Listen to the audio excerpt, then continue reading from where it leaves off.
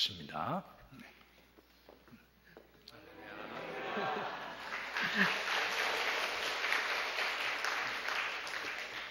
할렐루야. 마치 외부 감사를 맞이하는 것처럼. 근데 이제 가족이죠, 저도? 그렇죠? 아멘이십니까? 아멘이 클 줄 알았는데. 자, 오늘 우리가 읽은 말씀은요, 그 서머나 교회에 보낸 편지이죠.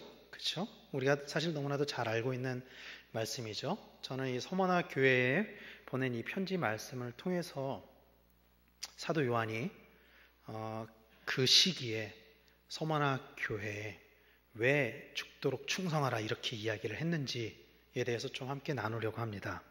이 서머나라는 곳은요, 에베소 다음가는 부유하고 번영한 항구 도시였다고 합니다. 그때 당시에 그랬다는 거죠.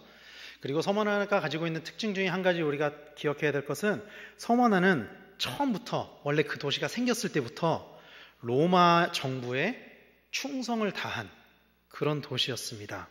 기원전 195년에 로마 여신의 신전을 세웠었고, 또 로마 황제 티베리우스의 신전 또한 기원전 23년에 서머나에 건립이 되었습니다. 어디에 세울까 할 때 서머나가 적극적으로 그런 신전들을 세우기 위해서 세금도 걷고 그래가지고 신전을 세웠던, 그 정도로 로마의 협조적인 그런 도시였었어요, 이 서머나는. 그리고 특히 서머나는 우리가 기억해야 될 것은, 또 한 가지는 유대인들이 특히 많이 정착해서 살고 있는 도시였습니다. 이곳은 서머나에 살고 있었던 유대인들은 다양한 방법으로 그리스도인들을 핍박했었는데, 특히 로마 정부와 결탁해서 그리스도인들을 핍박했었습니다. 그래서 서머나 교회는요, 요한계시록 2장에 나오는 그 7개의 교회들 중에, 2장 3장에 나오는 7개의 교회들 중에 책망을 받지 않은 2개의 교회 중에 하나였죠. 오늘 말씀에서 서머나 교회의 상태에 대해서 이렇게 이야기를 하고 있습니다. 9절 말씀에 보면 이렇게 이야기를 해요. 내가 네 환난과 궁핍을 알거니와 실상은 네가 부요한 자니라. 그렇게 이야기를 하고 있습니다. 그러니까 서머나 교회의 상태에 대해서 사도 요한은 이렇게 파악을 하고 있었던 거예요. 네 환난과 궁핍을 내가 안다. 그러니까 네가 환난을 당하고 있고 또 궁핍하기도 하구나.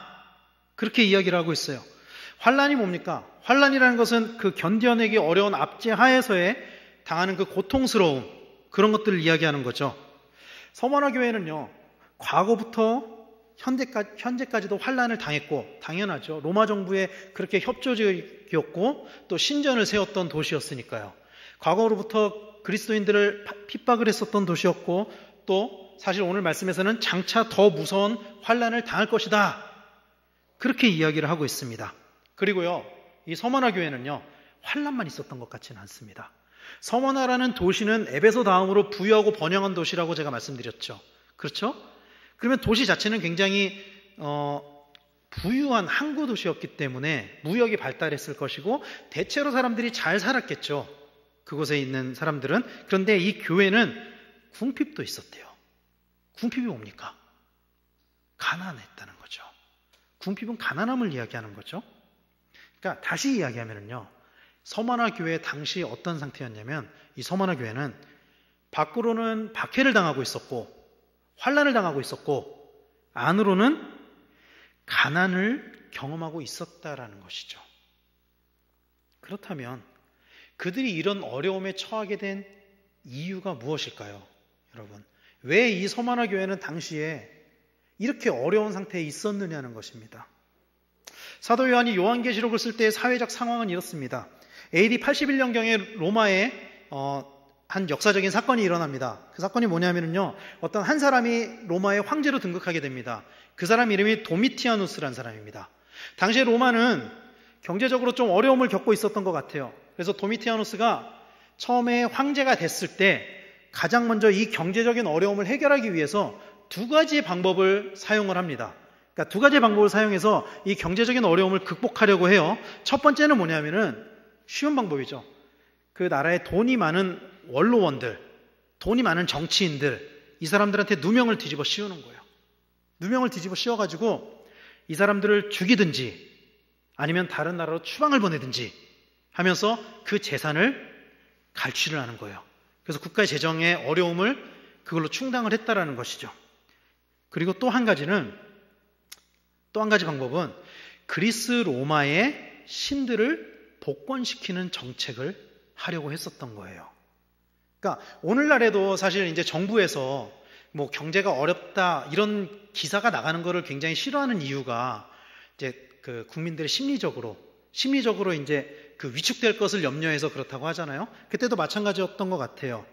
로마 사람들의 심리적 불안을 이 도미티아누스는 어떤 방법을 이용해서 해결하려고 했었냐면은 그래, 그리스 로마의 신들을 복권시키자. 다시 복권시키자.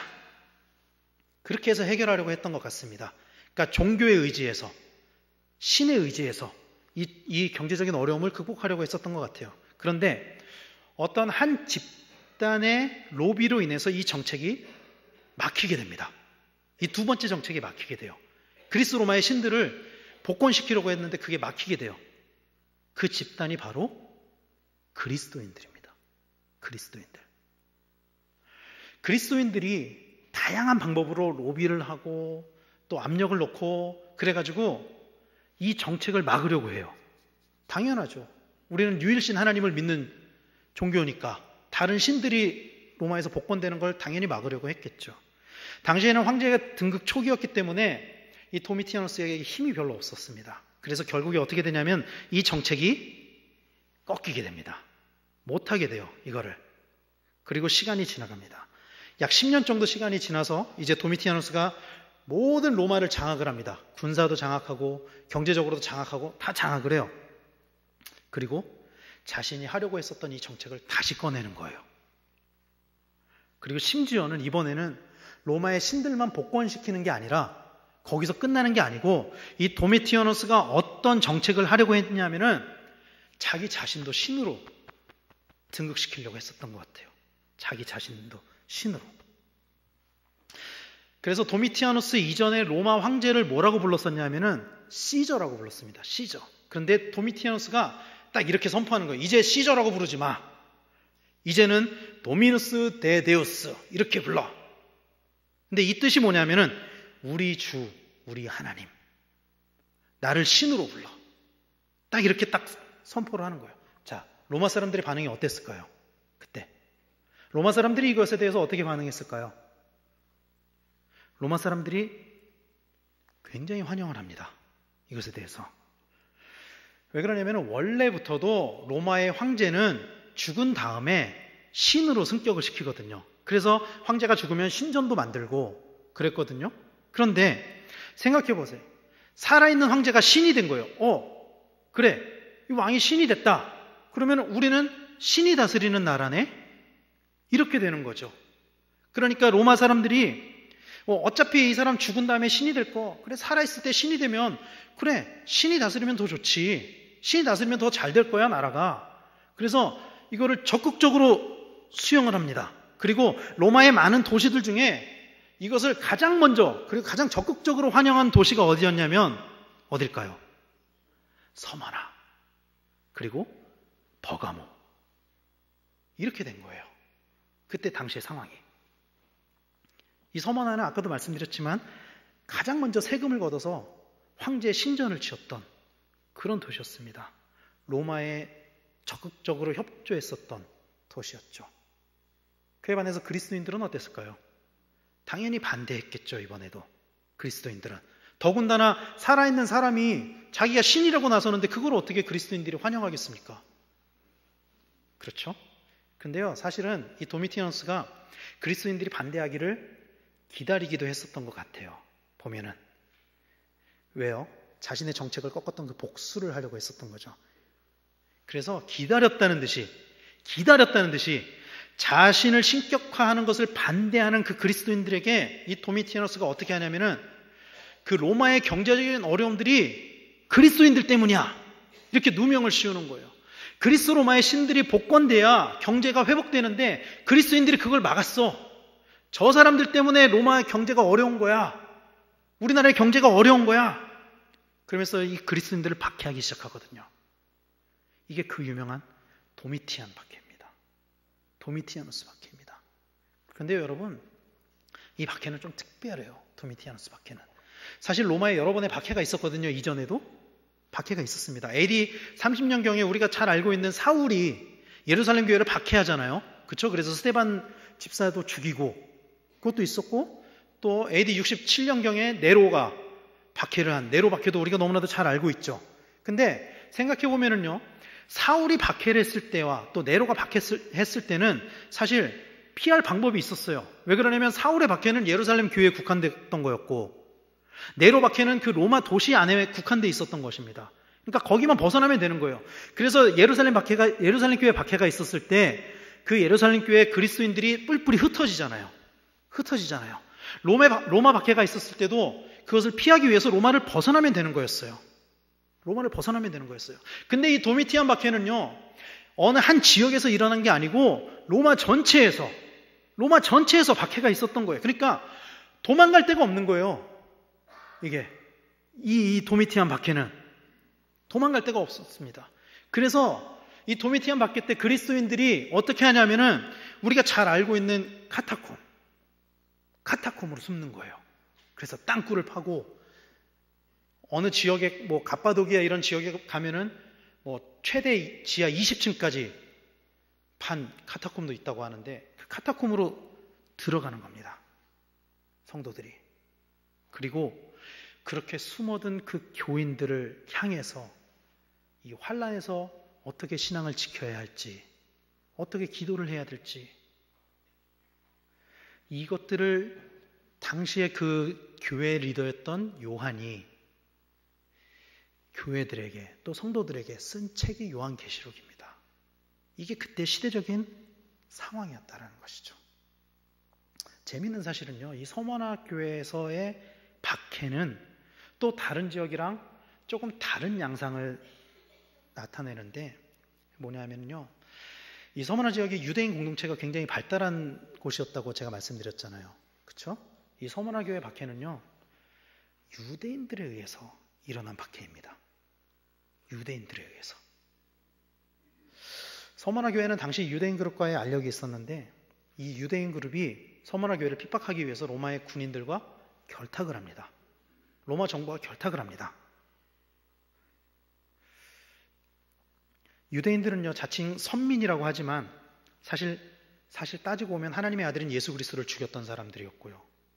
유대인들은. 그리고 예수님을 메시아로 믿지도 않는 사람들이었습니다. 그 사람들은. 그리고 다시 오실 예수님을 기다리지도 않는 사람들이었죠. 그래서 그들은 로마 정부와 결탁해서 이 그리스도인들을 핍박하고 그리스도인들을 잡아 가두고 죽이는데 주도적인 역할을 해요. 예를 들면 이런 방법으로 하는 거죠.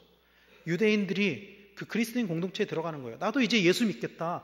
내가 들어보니까 예수가 메시아 맞는 것 같다. 내가 알고 있는 그 구약 성경의 메시아가 예수가 맞는 것 같다. 나도 예수 믿겠다. 그래서 공동체로 들어갑니다. 공동체로 들어가서 그 공동체 위치, 카타콤 어디로 숨었는지 그 길을 속속들이 알아내가지고 그걸 알려주는 거예요. 로마 군인들한테. 이런 식으로 해가지고 그 그리스도인들을 핍박을 하는 거죠. 오늘 말씀에서도 보면은요, 요한이 그 유대인들에 대해서 아주 극한 거부감을 나타냅니다. 뭐라고 이야기하냐면, 그래서 이렇게 이야기를 해요. 이제 바른 성경 버전으로 제가 읽어드릴게요. 이 2장 9절 말씀인데요. 이렇게 이야기합니다. 내가 당하는 고난과 가난한 사정을 내가 알고 있다. 하지만 사실 네가 참 부자이다. 너를 욕하고 비난하는 자들이 있다는 사실도 안다. 그들은 자기들 스스로 유대인이라고 하지만 사실은 사탄에게 속한 자이다. 요한이 유대인들을 가리켜서 사탄에게 속한 자들이다. 그렇게 이야기를 하고 있다는 것이죠. 여러분, 원래 유대인은요, 하나님께 선택받은 민족입니다. 그렇죠? 원래 유대인은 하나님한테 선택받은 민족이에요. 원래 유대인은. 그래서 그들은 하나님의 백성이라는 인식이 굉장히 강한 민족입니다. 민족 자체가 그래요. 지금도 그러잖아요. 그리고요, 여러분, 심지어 요한도 유대인이었어요. 그렇죠? 근데 자기 자신도 유대인이면서 그 유대인들을 보면서 요한이 사단에게 속한 자들이라고 저주를 하고 있는 거예요, 여러분. 여러분 한번 생각해 보십시오. 자신과 같은 민족에게 배반을 당했던 서머나 교회 성도들은 어떤 마음이었겠습니까? 같은 민족인데 배반을 당한 그 서머나 교회 성도들은요. 서머나 교회 성도들은 지금 당하는 고통을 이해할 수 없었을 거예요. 서머나 교회 성도들뿐만이 아니고 그때 당시에 그 박해를 당하고 있었던 그 그리스도인들 모두가 다 지금 내가 왜 이 고통을 당해야 되지? 내가 무슨 잘못을 해서 그걸 이해할 수 없었을 것입니다. 그리고 이 고난이 끝나기를 바랬을 거예요. 근데 그런 서머나 교회 교인들에게 요한이 뭐라고 이야기하는지 아십니까, 여러분? 박해를 받는 서머나 교회 교인들에게 이렇게 이야기를 해요. 너는 장차 받을 고난을 두려워하지 말라. 박해를 받고 있는데 너는 장차 받을 고난을 두려워하지 말라. 고난이 끝난다는 게 아니에요. 조금만 참아. 곧 끝날 거야. 이게 아니고 너는 장차 당할 고난을 두려워하지 마라. 볼지어다 마귀가 장차 너희들에게서 몇 사람을 옥에 던져 시험을 받게 하리니 너희가 10일 동안 환난을 받으리라. 이 10일은 상징적인 거죠. 그렇죠? 여러분, 고난이 왜 어렵습니까? 우리 중에 고난 당하시는 분들도 계시겠죠? 또 당해보신 분들도 계실 거고. 여러분, 고난이 왜 어렵죠? 고난이 왜 힘들죠? 사실은 이게 언제 끝날지 모르기 때문에 힘든 거죠. 고난을 당하고 있어도 100% 언제 끝나? 내가 이걸 알고 있으면 그걸 견디거든요. 버티거든요. 이길 수 있거든요. 근데 이게 언제 끝날지 모르기 때문에 어려운 거죠. 고난을 이겨내는 게 사실은. 만약에 끝이 보인다면 끝까지 견뎌냈을 거예요. 초대교회 성도들도. 그런데 끝이 보이지 않기 때문에 그때 당시에도 수많은 그리스도인들이 배교를 했었고요. 그리고 지금도 어려움을 당하는 많은 그리스도인들이 그 고난의 끝이 보이지 않기 때문에 넘어지는 거죠. 그런데 요한은 서머나 교회 고난이 끝날 것을 이야기하지 않고 더 큰 고난이 주어질 것이다. 이렇게 이야기를 하고 있는 거예요. 여러분, 이게 서머나 교회 성도들에게 위로가 되었을까요? 위로가 될 수 있을까요? 이게? 실제로도 서머나 교회는요, 이 도미티안 박해가 한 몇 년 안 돼요. 그렇게 길지 않았어요. 실제로 이 박해는. 근데 그 이후에도 서머나 교회는 계속 간헐적으로 박해가 있었어요. 고난이 있었어요. 초대교회 교부들 중에 우리가 너무나도 잘 알고 있는, 많이 들어본 폴리캅이 이 서머나 교회에서 목회를 했거든요. 근데 여기에서 죽임을 당해요. 서머나 교회에서 목회를 하다가. 어떻게 죽임당하는지 아십니까? 유대인들이 거짓 고소를 해요. 거짓말로 고소를 해요. 그래서 죽여요, 폴리캅을. 폴리캅이 죽은 게 대략 AD 155년경입니다. 도미티안 박해는 대략 AD 90년경이고, 그러니까 적어도 그 이후에 최소 한 60년 정도는 고난이 계속 있었던 거예요. 유대인 그룹과 계속 알력도 있었고 계속 어려움을 겪었다라는 거죠. 그런데 그런 서머나 교회 요한이 오늘 말씀에서 이렇게 권면하는 거예요. 네가 죽도록 충성하라. 이렇게 권면하고 있다는 것입니다. 사실 우리가 교회 직분자들에게 잘 사용하는 말이죠, 이게. 근데 여러분, 한번 잘 생각해 보세요. 이게 문맥에 맞는 말인지. 지금 서머나 교회가 고난을 당하고 있는데 요한이 서머나 교회에 이렇게 권면을 하는 거예요. 너는 장차 받을 고난을 두려워하지 말라. 사단이 너를 옥에 가두고 며칠 동안 시험을 할 건데, 그러므로 너는 죽도록 봉사해. 열심히 일해. 이게 좀 문맥에 사실 좀 안 맞죠. 사실. 이 오늘 말씀에서 이 죽도록 충성하라 해서 이 충성으로 번역된 이 원어, 헬라어가 뭐냐면요. 사실은 이 신약성경에서 가장 중요한 헬라어 중에 하나인 피스토스입니다. 피스토스. 무슨 뜻입니까? 이 단어는요, 다른 곳에서는 거의 뭘로 번역이 되냐면요, 믿음으로 번역이 돼요. 믿음. 그러니까 요한이 권면하고 있는 것이 고난 가운데 교회에 죽도록 봉사해라 라는 것보다는 사실은 우리가 어떻게 더 받아들여야 되냐면은 죽기까지 믿음을 버리지 말아라. 죽기까지 믿음을 버리지 마세요. 죽도록 믿음을 지키세요. 장차 더 큰 고난이 있을 건데 그래도 죽기까지 믿음을 버리지 마세요. 죽음 앞에서도 믿음을 지키세요. 이렇게 권면하고 있다는 것이죠, 여러분. 여러분, 사람들은 고통을 두려워하고 죽음을 두려워합니다. 사람들이 두려움이라는 감정을 가지는 것은 너무나도 당연한 것이죠. 그리스도인들도 마찬가지예요. 예수를 믿는다고 두려워하는 감정이 없는 것은 아니에요. 예수님을 믿어도 우리에게 굉장히 많은 두려움들이 있어요. 다양한 두려움들이 있죠. 그런데 그리스도인들이 가져야 하는 두려움은요, 사실은 세상 사람들이 가지고 있는 그 두려움과는 다른 것이 되어야 된다는 것이에요. 그러니까 우리가 두려워해야 될 대상이 세상 사람들과는 달라야 된다는 것입니다. 이것을 성경에서는 뭐라고 이야기하냐면요, 이렇게 이야기합니다. 마태복음 10장 28절 말씀에 이렇게 이야기를 해요.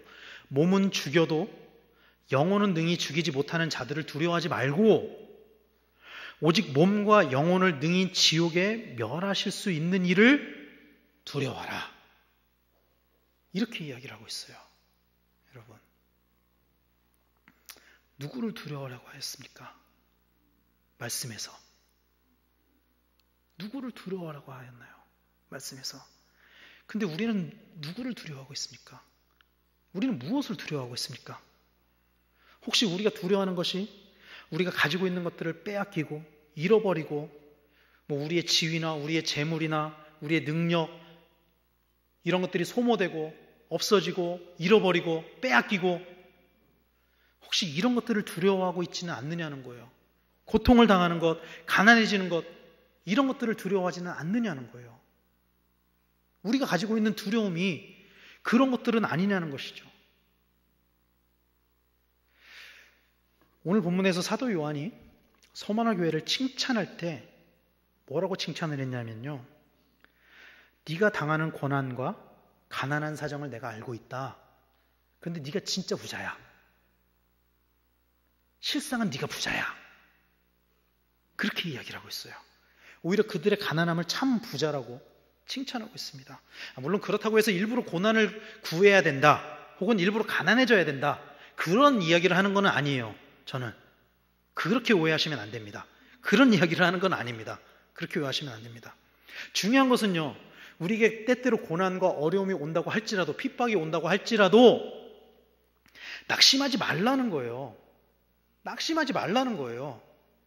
사도 요한이 낙심하지 말아야 할 이유에 대해서 요한계시록에서 뭐라고 이야기하고 있냐면요, 그 낙심하고 있는 그 초대교회 성도들, 핍박받고 있는 교회들에게 사도 요한이 낙심하지 마십시오 하면서 왜 낙심하지 않아야 됨을 그 이유를 뭐라고 이야기하고 있냐면요, 이렇게 이야기를 해요. 요한계시록 1장 4절 말씀에 잘 들어보세요. 이거 잘 들어보세요. 뭐가 이상한지 한번 잘 들어보세요. 요한은 아시아에 있는 7교회에 편지하노니, 편지하면서 이렇게 이야기합니다. 이제도 계시고 전에도 계셨고 장차 오실 이와 그의 보좌 앞에 있는 7 영과. 자, 8절 말씀에서 또 이렇게 이야기를 해요. 주 하나님이 이르시되 나는 알파와 오메가라. 이제도 있고 전에도 있었고 장차 올 자요 전능한 자라 하시더라. 여러분, 뭐가 이상한가요? 이상한 게 안 느껴지시나요?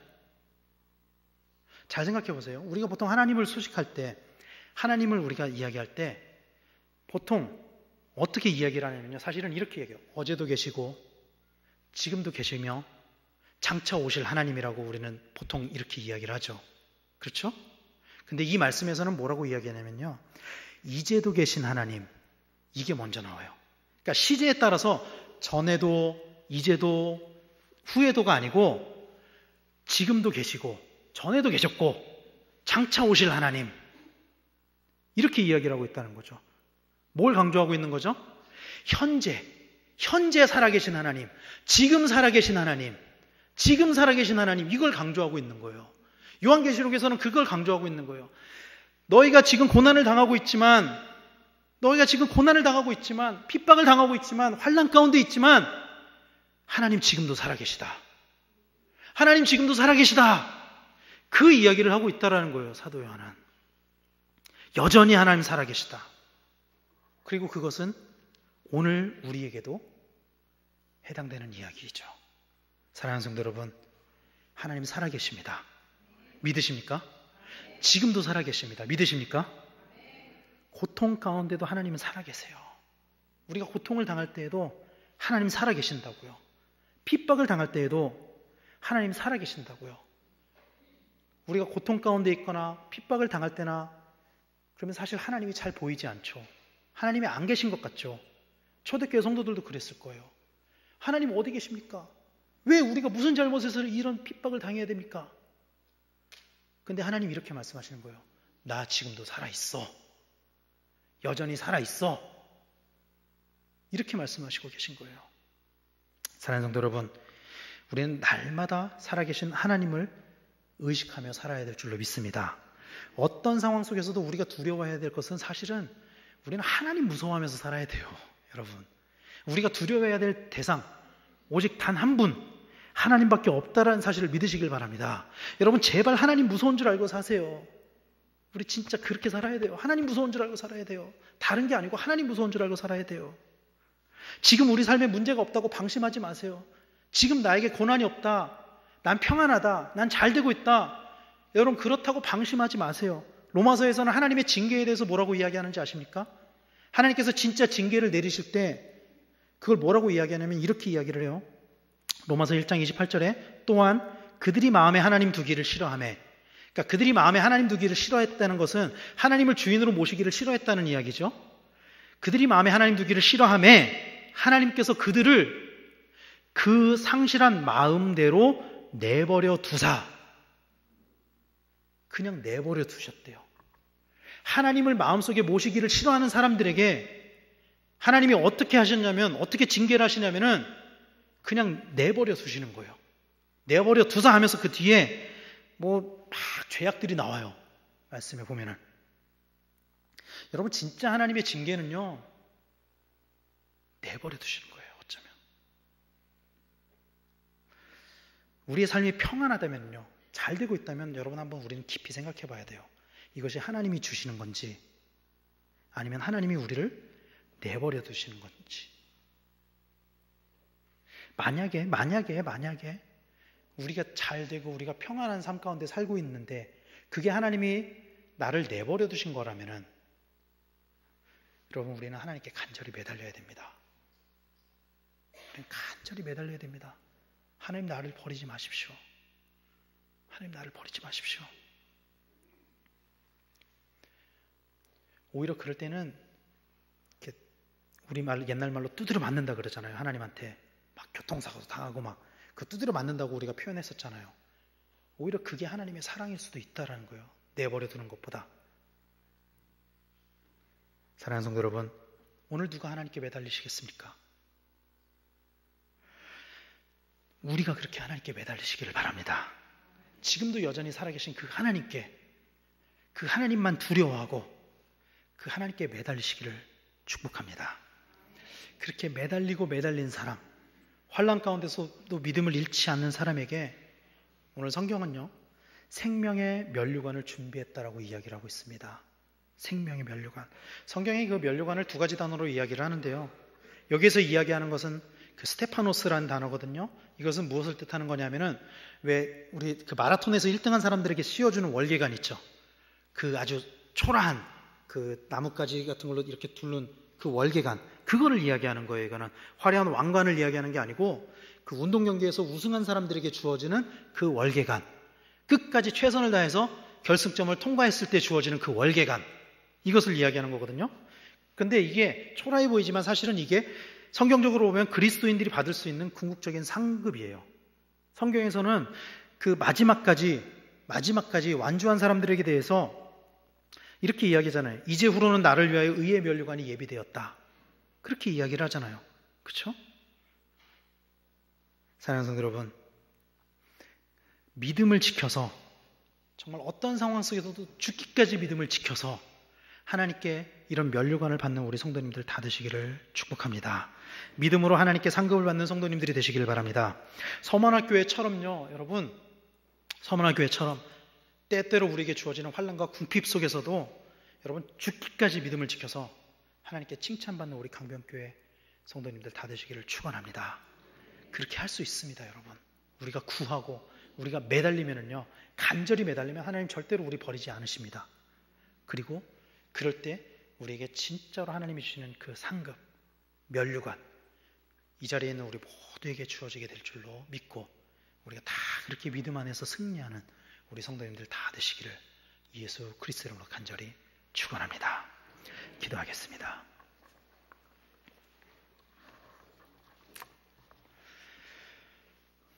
하나님, 우리 교회가 소만화 교회와 같이 되기를 소원합니다. 때때로 우리에게 주어지는 환난과 궁핍 속에서도 우리가 믿음을 버리지 않고 죽기까지 그 믿음을 지키고 하나님께 충성하는 우리 교회가 되기를 소원합니다. 우리 개인이 또 그렇게 살아가기를 소원합니다. 우리의 삶 가운데 때로 어려움이 있을지라도 낙심하지 않고 오히려 하나님만 바라보며 우리에게 주어진 그 어려움들, 환난들을 다 이겨낼 수 있는 우리 모든 성도님들 다 될 수 있도록 하나님 인도하여 주시옵소서. 그래서 하나님, 우리의 삶의 마지막에 하나님 앞에 섰을 때 하나님께서 우리에게 주시는 그 면류관 우리 모두가 다 받아 누릴 수 있도록 하나님 우리를 축복하여 주시옵소서.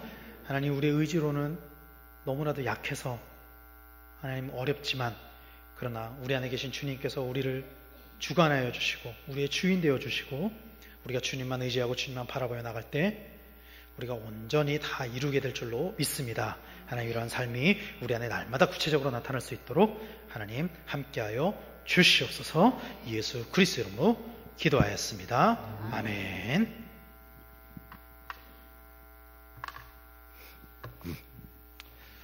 찬송가 542장 우리 같이 찬양하겠습니다.